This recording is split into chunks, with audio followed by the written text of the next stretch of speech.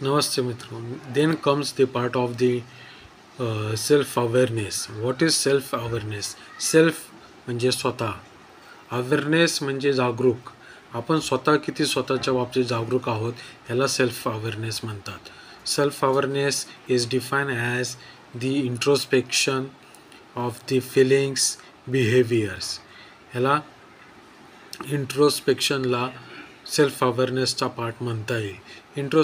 इंट्रोस्पेक्शनमध्ये आपण जो आपल्या स्वतःच्या फिलिंग्स बिहेवियर्स या गोष्टी जाणून घेऊ शकतो. सपोज आपण कुठे एखाद्या गोष्टीमध्ये एखाद्या पद्धतीने वागणूक करतो किंवा आपल्याला राग येतो, आपला आवाज वर चढतो किंवा आपण मारामारीला तयार होतो, अशा गोष्टी या सगळ्या इंट्रोस्पेक्शनचा भाग आहे.